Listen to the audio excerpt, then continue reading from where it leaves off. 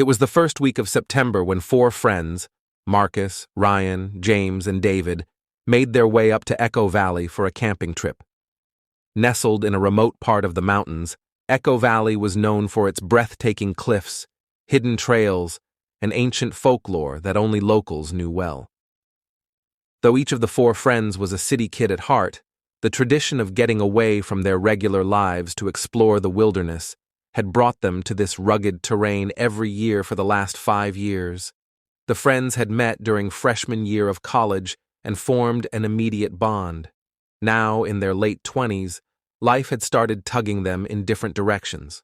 Careers, family obligations, and a sense of impending adulthood loomed over each of them, making this trip feel especially important.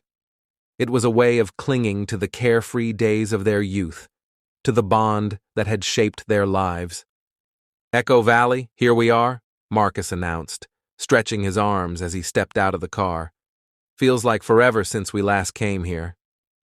"It's been a year, man," James laughed, slinging his backpack over his shoulder. "But yeah, this place does have that timeless feel." They unloaded their gear and started the trek to their usual campsite, joking and sharing updates about their lives. The path was steep, with patches of underbrush and jagged rocks, but they were all used to the journey by now. David, who was always the most superstitious, was the last to reach the campsite. As they set up their tents and collected firewood, he brought up an old story about Echo Valley that he'd heard from a local ranger on their last visit. "You remember the story of the Echo Valley Pact?" David asked, a bit hesitantly. "The one about the hidden valley and the pact between friends?" Ryan raised an eyebrow. "You're really bringing that up again?" David shrugged. "Just saying it's a weird story, right? A group of friends supposedly stumbled on a hidden valley years ago and swore to keep it secret. They say if anyone breaks the pact, bad things happen." Marcus chuckled. "You seriously believe that?" "We've been here plenty of times and nothing weird has ever happened." David sighed, but he dropped the subject. They finished setting up camp, had an early dinner, and then settled around the fire as darkness enveloped the valley. As the fire crackled, Marcus suggested they tell stories, not ghost stories but true stories, about things that had actually scared them. "All right, here's one," Ryan said, rubbing his hands together. "So, a couple of months ago, I went hiking alone in Oregon. I was on this trail that seemed totally empty, no one else for miles. All of a sudden, I got this feeling that I wasn't alone. I couldn't see anything, but I swear I could hear footsteps behind me. Every time I stopped, the sound stopped. It was creepy." "Come on," Marcus teased. "That's not scary, that's just paranoia." Ryan shook his head, a little defensive. "I'm serious. You know when you just know someone's there?" James nodded thoughtfully. "I get it, man. Sometimes your instincts just pick up on something your eyes can't see." The conversation turned to strange encounters and strange feelings they'd had over the years. As the fire died down, Marcus yawned, ready to call it a night. All right, enough freaky talk," he said. "Let's get some sleep. We've got a big hike planned for tomorrow." They went to their tents, each retreating into his own space. But in the silence of the night, David lay awake, thinking about the story of the pact. There was something unsettling about it, even if he knew it was just folklore. The idea of finding something in the valley that no one else knew about gnawed at him, sparking his curiosity. The next morning, after a quick breakfast, the friends started their hike up a steep trail that overlooked the valley. The sun was bright, the sky clear, and the landscape around them seemed almost untouched. About halfway up, David suddenly stopped, pointing to a narrow, hidden path that veered off from the main trail. "What if we took that route?" he suggested, his eyes lighting up with excitement. Marcus gave him a skeptical look. "We've never taken that path before. Who knows where it leads?" "Exactly," David said, grinning. "Isn't that the point? We're here for an adventure, right?" Ryan and James exchanged glances, shrugging. "Why not?" Ryan said, smiling. We've always stuck to the main trails. Let's do something different. With a mix of hesitation and excitement, the group ventured onto the narrow path. The trail was overgrown and winding, twisting its way through dense trees and underbrush. They hiked in silence, each of them feeling a mix of anticipation and unease as they ventured deeper into unknown territory. After about an hour, they reached a small clearing, surrounded by tall cliffs on three sides. At the center of the clearing was a pool of crystal-clear water, its surface smooth as glass. The area was eerily quiet, with not even the sound of birds or insects. "This must be it," David whispered, his voice filled with awe. "The hidden valley." Marcus looked around, impressed. "I've never seen anything like this." James knelt down by the pool, dipping his fingers into the water. "It's ice cold," he murmured, shivering. "And look, you can see all the way to the bottom. It's mesmerizing." They sat by the pool, each taking in the beauty of the place. There was something almost sacred about it, an atmosphere that felt untouched by time or human presence. After a while, Marcus spoke up. "Maybe we should keep this place to ourselves. A secret, like the story of the Echo Valley Pact." David looked at him, surprised. "You mean, make a pact?"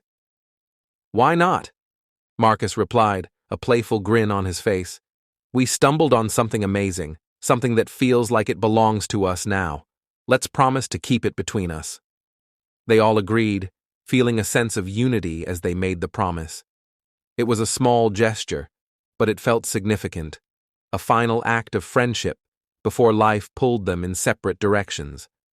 After a while, they decided to head back, but as they retraced their steps, something strange happened. The trail they had come from seemed to twist and change, leading them in circles. It was as if the forest had shifted, obscuring the path they had taken. "Anyone else getting the feeling we're lost?" Ryan asked, his voice tinged with anxiety. Marcus frowned, scanning the surroundings. "This doesn't make sense. We followed the same path on the way in." James pulled out his compass, only to find it spinning erratically. "Something's messing with the compass." They spent hours trying to find the way back, frustration and fear creeping into their voices as they argued and debated.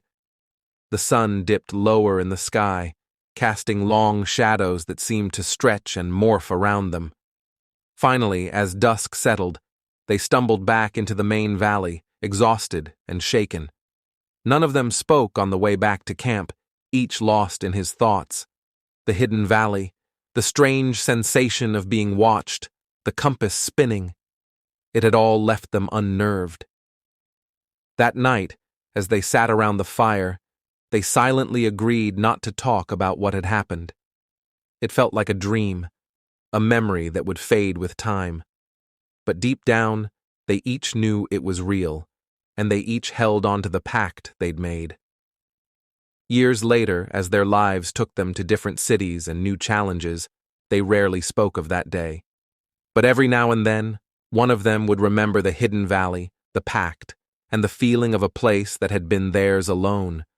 It was a part of them now, a secret they would carry to their graves. The last bond of a friendship forged in the depths of Echo Valley, and a memory that would forever remind them of the adventure, mystery, and the power of an unbreakable pact. On a chilly fall morning, three friends, Tom, Henry, and Greg, set out on a road trip to help their old college friend Max move into his first house in a quiet rural town. Max had been excited about his new place for months, talking nonstop about how great it would be to finally own a home away from the bustle of the city. The guys had grown up together, and while they hadn't seen each other as often since college, they kept in touch and visited one another whenever they could. Max's new house was an old, two-story structure that had belonged to an elderly couple who had passed away years ago. It was said to be the oldest house in town, dating back to the late 1800s, and came with a bit of history. Max had bought it for a bargain, and he couldn't wait to show it off. "Welcome to my mansion, gentlemen," Max said with a grin as he opened the front door, giving them a tour of his new home. The house had its charms, with creaky wooden floors, wide windows, and antique wallpaper that had faded over the years. The friends admired the large fireplace in the living room, the ornate woodwork on the staircase, and the musty, nostalgic smell that filled the air. It was clearly a place that had seen many years go by. As they moved through each room, Henry chuckled. "Man, this place is great, but are you sure you're alone here? This house is huge." Max laughed. "Well, as far as I know, yes. It's just me and occasionally a few squeaky floorboards." After unpacking some boxes, the group settled down in the living room for a lunch break. Greg, who had always been interested in history, couldn't help but ask, "So, did you dig into this house's past at all? I mean, places like this tend to have some interesting stories." Max nodded. "Actually, I found out that it belonged to a family that had lived here for generations. The last owner was a guy named Arthur McKinnon, who passed away about 10 years ago, but apparently he'd inherited it from his grandfather, who was born here. I guess it's been in the family forever." Tom raised an eyebrow. "Sounds like you're living in a historic site. Anything unusual ever happen here?" Max shrugged. "Well, nothing too creepy that I know of, but people say that Arthur was a bit of a recluse. Rumor has it that he hid something valuable somewhere in this house, but nobody's ever found it. I don't know if it's true, though." The idea of a hidden treasure immediately intrigued the group. They shared a few jokes about finding hidden gold bars or rare antiques and continued with their lunch. But as they finished, Max looked at them with a smirk. "Okay, I'll admit, I did find something interesting," Max said, a mischievous glint in his eyes. Greg's eyes widened. "Are you serious? What did you find?" "Nothing major," Max said, trying to sound casual. "Just a loose floorboard in one of the upstairs rooms." Tom nearly jumped from his seat. "Are you telling us there could be something under there? Why didn't you say something sooner?" Max shrugged, clearly enjoying the suspense he'd built up. "I figured I'd wait until you guys got here. Thought it would be fun to explore together." The friends immediately agreed, excited by the thought of discovering something hidden in the old house. They made their way up the narrow staircase to the room Max had mentioned, which was at the far end of the hall. It was small and empty, with worn wallpaper and a single window that overlooked the backyard. In the middle of the wooden floor, Max pointed to a loose floorboard.